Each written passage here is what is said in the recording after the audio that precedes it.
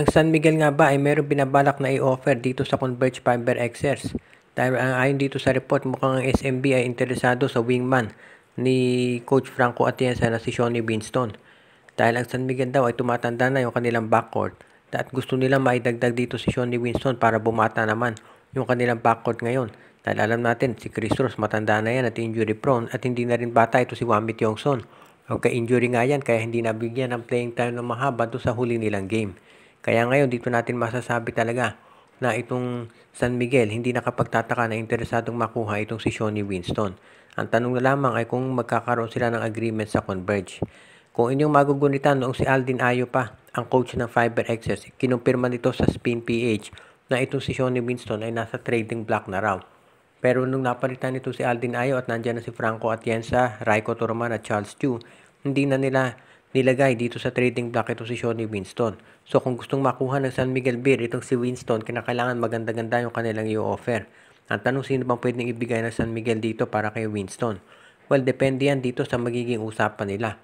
Hindi siguro sasapat kung si Simon Enciso lamang ang ibibigay nila at isang first round draft pick.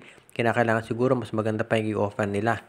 Pwede siguro si Don Troliano ibibigay ng San Miguel Beer para dito kay Shawnee Winston. Pero hindi rin natin tiyak kung papayag si Coach Leo Austria dyan dahil isa talaga sa mga ginagamit niyang players itong si Troliano. Kaya abangan na lang natin kung sino pwedeng ibigay ng San Miguel para dito kay Shawnee Winston. Dahil sa ngayon mukhang ang gusto ng San Miguel Beer ay makuha talaga ang Phil-Am wingman dahil sa tingin nila ay makatutulong ito dito sa kanilang kampanya sa future. Kaya sa ngayon hindi na natin magtataka kung itong San Miguel Beer ay gagawa pa ng ibang paraan para makakuha ng mga mas batang player. Dahil nakita na nila na maganda ang nangyari dyan nung yan ay sinubukan ng Barangay Ginebra. Kaya baka ang San Miguel ganyan na rin ang gagawin.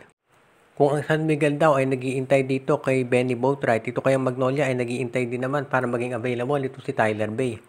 Dahil hanggang sa ngayon ay mukhang hindi para papalitan ng Magnolia ito si Ricardo Ratliff. At ang balita, ang dahilan dyan ay mukhang iniintay nila na baka maging available ito si Tyler Bay. Sa kasalukuyan kasi ito si Tyler Bay ay merong kontrata at naglalaro sa abroad. So syempre hindi siya pwedeng makakommit dito sa Magnolia Chicken Templados. Ngayon ang balita, mukhang itong Magnolia ay titignan nilang mabuti kung mahihintay pa nila ito si Tyler Bay na makapagbalik dito sa Pilipinas. Ang problema kasi dito sa Magnolia ngayon, mababa yung record nila. Ibig sabihin, hindi katulad ng San Miguel na 3-3, at least kahit papano pwede pa silang maghintay. Itong Magnolia kasi, 2-5 na yung record nila. So kinakailangan pag-isipan nila mabuti kung iintayin pa nila si Tyler Bay o kaya ay mag-i-stick na lang kay Ratliff o hahanap ng ibang kapalit. Ang problema pa kasi dito, itong import ng San Miguel, yung si Jabari Narcis, hindi masyadong maganda pinapakita kaya madaling palitan. Iba istorya dito sa Magnolia dahil disente naman yung mga numbers nito si Ricardo Ratliff. Maganda nga actually kung titignan ninyo at ikukumpara sa mga ibang imports.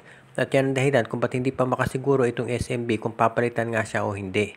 Kaya ngayon yan ang problema nitong Magnolia Chicken Templados kung papalitan nila si Ratliff o hindi. Pero sa tingin ko if ever na maging available ito si Tyler Bay, sigurado na papalitan niya si Ratliff.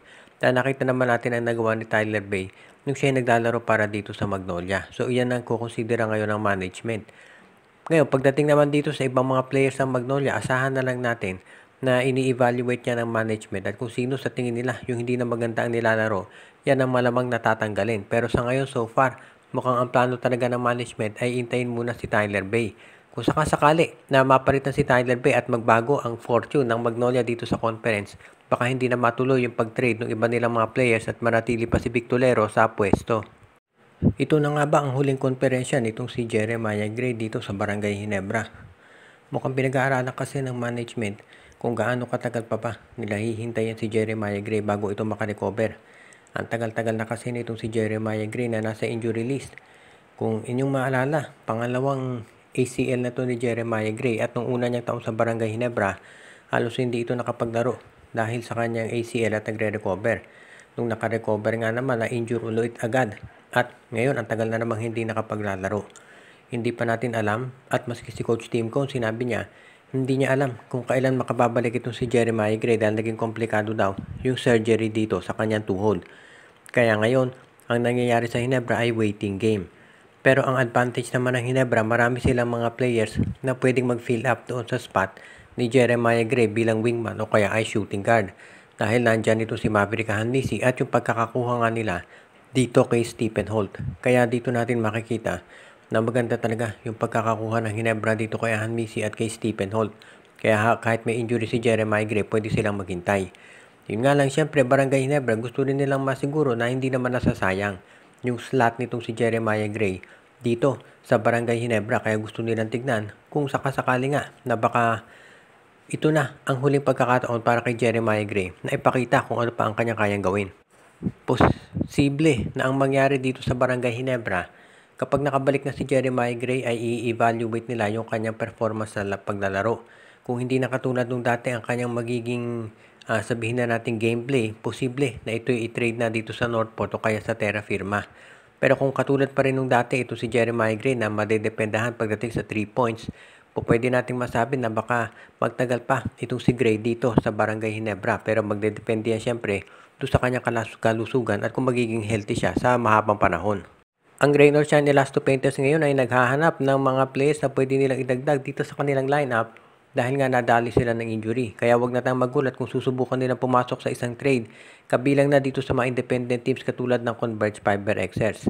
Ang isang player na nakikita natin na pwedeng babagay talaga dito sa sistema ni Coach Yeng Giao ay ito si Jeyo Ambohot. Kung kayo'y nanonood ng mga laro ng Rain or Shine, kabisado na niya siguro yung mga big men, mga center at power forward na ginagamit ni Coach Giao. At iyan ay yung merong mga outside scoring. May mga perimeter game katulad ni Leonard Santillan, itong si Kaylan Tiongson, si Bob Belga, at nung naglalaro pa sa ROS, itong si JR Quinyahan. At sa tingin ko, yan ang babagay na si Jeyo Ambohot ay isang natural na stretch 4. Hindi lang masyadong nabibigyan ng minuto sa Converge dahil syempre nandiyan na si Justin Baltasar at yung iba pa nilang mga big men.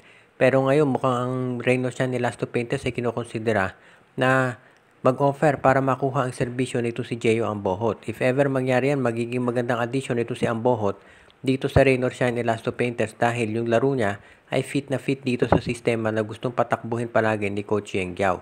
Kung ganyan ang mangyayari, pwede nating masabi na magiging maganda talaga ang nilalaro nitong Rain or Shine Elasto Painters dahil alam na natin na na-injure ito si Luis Villegas kaya naghahanap sila ngayon ng iba pang big man na maidadagdag. Hindi pa masyadong mahahalata o mararamdaman yung pagkawala ni Villegas dahil ito ay Commissioner's Cup at meron silang import.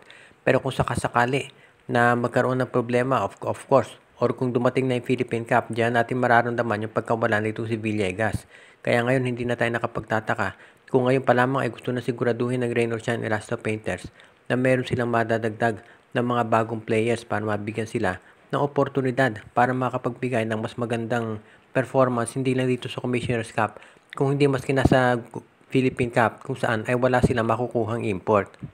Shoutout kay Joseph Pineda, RG Bueno at Dalina family, Joshua Giray Espejo at Rosales family. Binabati din natin si Edwin Carmona Jr., Ireneo Salangsang, Alicia Garcia, Michael D., Malyari Mascariñas, Dalmacio de Guzman, Dexter Domer, Enju, pati na rin si Katsakino Dukusin, Anthony Alon family at ang iba pa nating mga taga-subaybay.